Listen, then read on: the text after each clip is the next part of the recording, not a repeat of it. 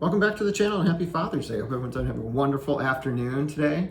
I wanted to do a quick video to kind of go over a few things, just an update on the card room. I wanted to also kind of talk about a gift I got from the community. Wanted to also tell you a little bit about something that helped me complete a milestone within the Diamond Star set project.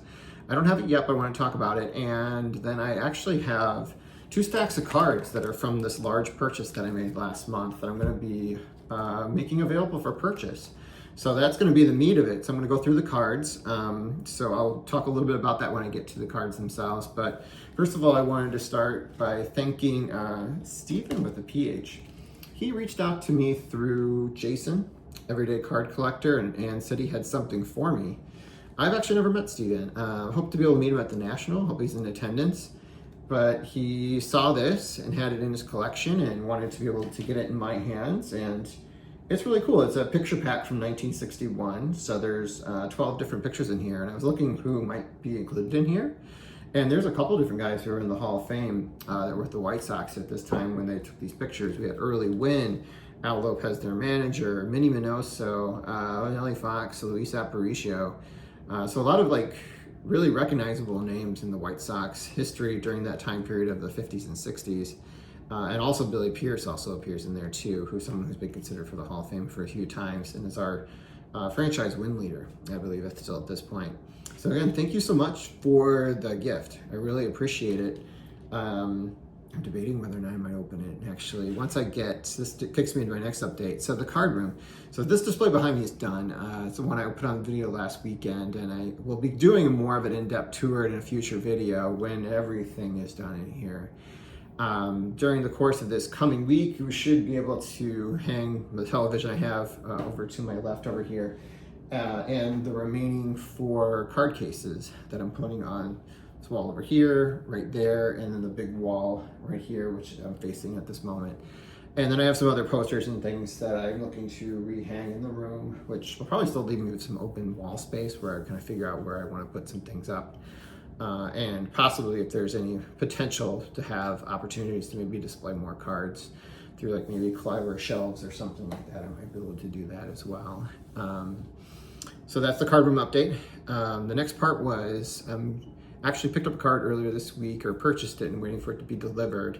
That actually brings me to 2/3 of the set complete. So I'm down to just 32 of the 96 that I'm trying to be able to get, which means I have 64 different cards for the set now. So that's a pretty good milestone for me. I've been working on this since November of 2022, but I've been putting a lot of energy into it of late. I have noticed that the card prices have gone up a little. I don't know if it's just people are kind of cleaning out the stuff that's in lower grades of 2, 3s, and 4s. So when they become available, they're just a little bit more expensive. I'm not sure what the issue is with that, but I'm paying a little bit more for commons than I did previously. But that's okay. I'm also not opposed to submitting things in for grading and doing it that way too. So I'm keeping my mind open going into the National next month. Whether I the money I come in there, if I walk out with 3 or 4 big cards for it and that's all I get, I'm okay with that just as much as I would be to kind of maybe get the remaining 16 commons I need for the set and then submit those for grading. I'm happy just making progress, whatever progress looks like at this point. With that said, it would be kind of cool just to maybe get at least one of the big ones I still need. One of them being obviously the very first card, Lefty Grove. I still need him for that set. I need the Melott. I need the Jimmy Fox. Those are the 3 big ones I still need for the set, but I still have a whole other bunch of Hall of Famers from the lower tier Hall of Famers like Lloyd Wainer and Chiff Haffey to sort of mid up ones like Pie Traynor and Paul Wainer, kind of using him as an example, Mickey Cochran. So it's still going to have a lot of fun cards coming in doing this set. They're not going to be all commons, but even some of the commons that I still need have some just great imagery that is really eye-catching. And I hope to be able to kind of enjoy some of those cards that get those into my collection as well, because I love everything about that set. All right, so earlier last month, I kind of chronicled this as a new opportunity. I've already submitted some of these cards in for grading. So these are the ones I am not submitting for grading for a couple different reasons. One, I just thought the margin was gonna be too thin for me. I needed to be able to get higher grades on some of these things to be able to make back the money I already put into these, and I wasn't confident enough in the condition to be able to do that. With that said, some of these are still very nice condition cards. And I think would be great for anybody's collection if they're trying to be able to complete certain Hall of Fame runs and things like that to particularly football. There's gonna be a lot of football players in this. The guy who owned these cards, I didn't meet him, he had passed on. These got passed down, and then that person ended up approaching me to purchase these. Had a good eye for cards. Like, he definitely was into prospecting, so you'll see a lot of like rookie cards of guys from the 80s, but he also picked up some stuff from like the late 70s and stuff, some guys that were still playing probably at that time that were on the verge of going to the Hall of Fame. And then there's like a Chicago focus. So you see cards from like the Cubs and the White Sox to some degree, and the Bears in particular. Those are kind of the three teams you see kind of represented in his collection. Seems like those are like his favorite sports were probably like football and baseball. With these, I'm not gonna kind of talk about pricing here. I'm just gonna show you what's available. Email me. My email address is always in the description of every video I do, so you can see it in there. It's whitesoxfancardcollector@gmail.com. So if you're interested in these, please reach out. I'm willing to kind of talk about doing a purchase of several cards at once and kind of doing it that way to kind of maybe save some cost that way for you. So I might be able to do kind of like a discount that way. Or if you just want to get a single card, that's fine too. I can choose to have those mailed, so we can negotiate that over email if we need to, if that's how you prefer to be able to get your cards. Or if you're attending the National, I can hold on to those things and just earmark those for you, and then we can exchange these in person and make a cash transaction if that's just easier. I actually would be a big fan of that, as I'm starting to try and like kind of trying to recoup some of the money I put into these cards at this point. And you know, I hope once those cards come back for grading, I'll be able to do that much more easily. These are the ones that required a lot more hustle, let's say, to kind of like get them all organized and kind of figure out what might be a realistic price it could achieve. And now I just need to kind of like take the time to find buyers, but I think it might take a little time to get them all moved on. But I want to give the community the opportunity to be able to get these first if they're interested in these for their collection. So without further ado, let me stop and turn around the camera, and we'll go through these cards. We'll go through the two stacks that I have available. So we'll be right back. All right, so we turn the camera around. I'm gonna go through these stacks here. They're not really, they're organized by year and by player and things like that too. So that's how they're kind of organized. But this first group were ones that I was considering maybe grading, but decided not to after I looked at them through a loop. But if you're just looking for some cards for your collection in there and you don't care too crazy about condition, these might be good pickups for you. So let's kind of get started. So we have, starting with in 1973, we have a bunch of Carlton Fisk cards. So these are the ones that, I have some other ones that I'm hoping to get graded with my next submission, but right now, these are ones that are not getting graded. So there's some in decent condition in here. These are the first two are actually in pretty good condition. So again, I can go over price with everybody via email. So we have a few of these that then are a little more worn, like kind of excellent to very good in some of these condition for these cards. It's not a super expensive card, but I would say it's from the 70s for Fisk. It's one of his, probably maybe one of his more popular cards, just because it's his first player image where he's all by himself. All right, so coming on to some football. We got some Steve Largent rookies. Like I said, this guy had a good eye. He got cards that had pretty good centering in general. It's not perfectly centered, but I think it's pretty good for a 70s card. So I think at the time he was collecting, Steve Largent was kind of a big deal because he was hitting a lot of career milestones and records that have since been surpassed. And here's the second one. Staying with the theme of wide receivers, we'll go into 81 football, and we have the rookie card Art Monk, also in the Hall of Fame. Tough set to find centered, as I kind of found out. If they had the centering right to left, sometimes the top to bottom would be off. That's the same set that has the Joe Montana rookies in there. All right, then we have some Ryan Sandbergs. This one's got a little bit of staining on here, so I'll definitely cut a deal on this one if you just want a Ryan Sandberg Donruss rookie in your collection. And I have a bunch of tops too in there. So this is one that is pretty inexpensive to pick up, but very hard to get a solid grade on. So I was very cautious of not submitting all these in for grading without really doing a thorough inspection. Because even just like one little like ding on a corner, which, you know, for a more pricier card, you would still probably submit, but like for a Ryan Sandberg 80s card, you probably wouldn't. Because you probably would get an 8 at best, and that's just doesn't cut it for what I put into these already. All right, then we got back to football. We have Marcus Allen, rookie card here. We got John Elway. A little bit of a corner ding here. That's the reason why he didn't go in with the others for grading. We got a bunch of Eric Dickersons. You'll see more of these coming up too.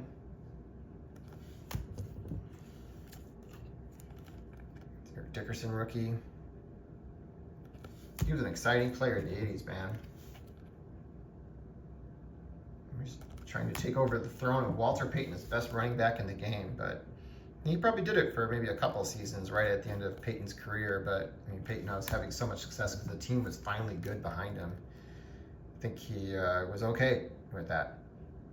The biggest issue with the Dickersons, and they're like had a hard time finding ones that were spot on center. That's why I didn't submit those. So this cherry didn't get submitted because I didn't see it at the time when I picked it up, but there's like a hairline crease on this. So I guess maybe it was being put in the binder page. It was kind of maybe jammed in there originally.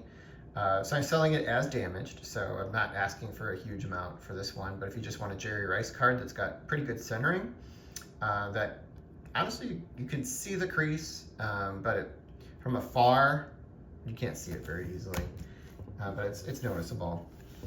Got a few of these Greg Maddux rookie cards from Donruss. That's a super hard card to grade, and has little white marks on the ends pretty easily. So that's kind of the issue with these. This is an old card sleeve, so it's not a buck. Here's another one. You'll see some of that too. I used some old card sleeves. Another Greg Maddux, Donruss. We're on to football 88, the Bo Jackson card. Got a lot of my cat hairs got on there, my cats. Another Bo. Another Bo. And some of these are actually in pretty good condition. I do have pulled out a couple for grading that I thought really have a chance at like a 9, 5, maybe an outside chance at a 10. That's how good I think this guy curated his collection. And that would be an awesome card. But I think a lot of these there might be a 9 in here, possibly, but I wasn't comfortable with kind of the risk. A few hockey in here. So Brett Hull, who was a star at the time this guy was probably collecting. Son of Bobby Hull, this is his rookie. If you like hockey, I got a few here.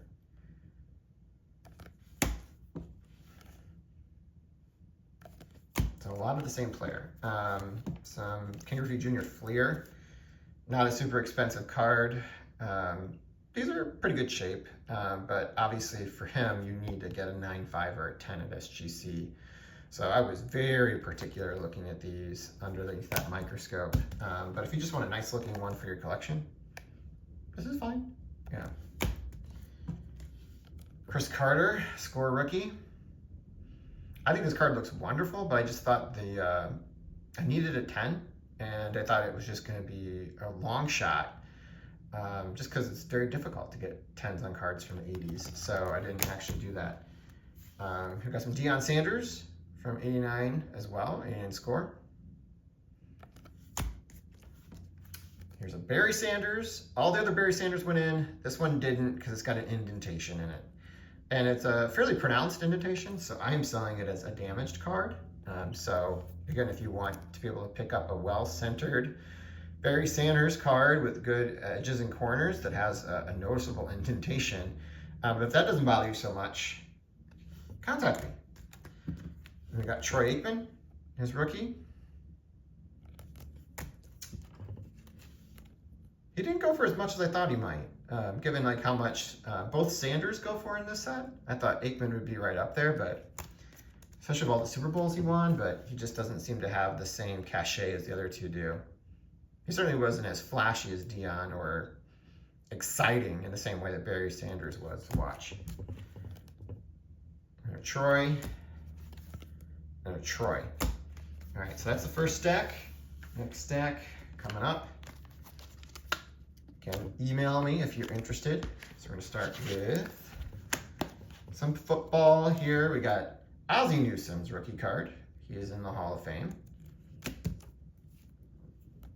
Was considered to be the best offensive tight end when he retired. That probably has been surpassed for sure.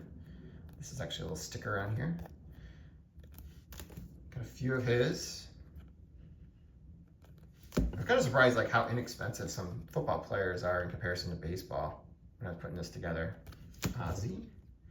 Got a Film Sims rookie for you New York Giants fans out there. Got a Steve Largent from the same set. This is 80, I believe, the 80 set. Yep. 82, Steve Largent. It's in good shape. It's just way off center.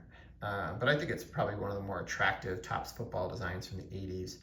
I'd probably put it as my second favorite set for football, right behind 86 from the 80s. Got some Bears fans interest here. We got Dan Hampton. Second year card. Got a lot of Mike Singletary rookies coming up here. All in pretty good shape.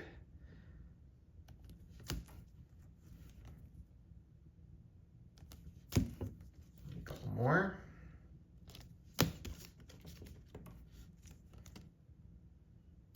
So if you're a football collector from the 80s and you like rookies, if you don't mind that they're not graded, you can get a bunch of good players right now just by contacting me.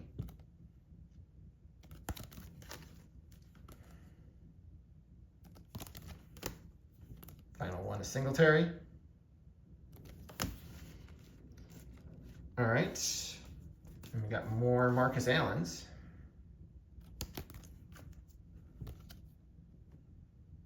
Also a really good running back in that era. That has definitely been shadowed by other players, even during that era.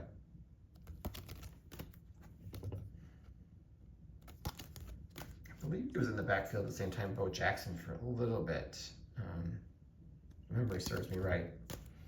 Some 84s. We got Mark Duper's rookie. Kind of a fun card. 84's got a nice design too. It might be my third favorite from that decade. Jim Covert, if you need some 85 Bear rookies, here's his. Kind of fun design. We got a lot of Roger Craig, Hall of Fame running back from the 49ers. Quite a few of these, and they're pretty much all in pretty good condition. So this is definitely a card where if you get a 10, you're doing well. But if you get like an 8, you lose money. 9, you might break even on a 9. So that's what's kind of my thinking when I was determining what got graded. I'm like, that felt a little risky on there, and I wasn't even sure what maybe the demand was for Roger Craig in particular. So this guy who obviously collected these thought he was the cat's meow because there's so many of these in here.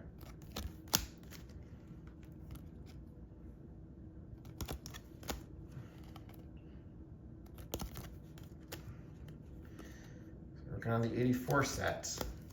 We need Hall of Famer rookie cards again. Reach out and get a bunch at once. We got his teammate, Joe Montana, one of these instant replay cards. And we got Darrell Green. Hall of Fame cornerback. Super fast guy too. Played a long time. 85 Bears, we got Richard Dent's rookie. It's a tough set, man. Black borders are cool. Love the horizontal design is cool. But man, it did not wear well. And I'm sure he kept good condition of these cards, but I think they just kind of came out of the packs this way.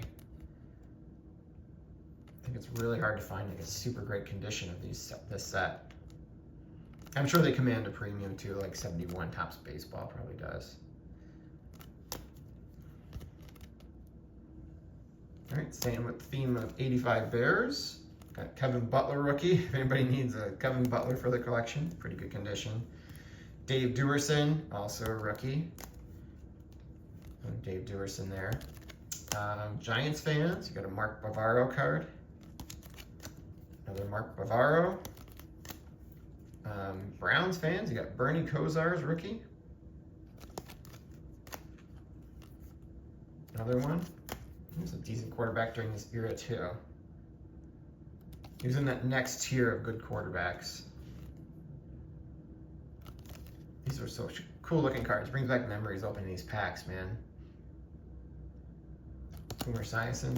86 Topps football is one of my favorite sets of all time, baseball or football. Because I opened these. I loved them at that time. And here is the last ones. Randall Cunningham rookie. And talk about a phenom that, because of his injury, we lost his best talent too soon, which was his speed and craftiness on the field. He definitely was breaking some barriers with how quarterback play was played, honestly. Kind of was maybe one of the first to do what we see now, where his feet were just as important as his arm. I just remember when he got hurt in that game in Milwaukee against Green Bay. I was actually watching what happened, and man, it sucked. Here's the final one. Okay, so that's it. Yeah, email me if you're interested. It's definitely going to appeal to football fans, but there's some baseball in here too. If you like 80s, from the 70s and 80s, this is your kind of thing. And just remember, go to my description. You have my email address there, and then you can contact me that way. So I'll be checking that.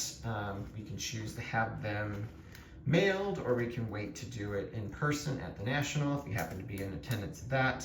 I do have tickets for the entire week, so I can definitely make a point to try and do it around the days that you may be in attendance too. So that is all. Have a great Father's Day once again, and I'll be back soon.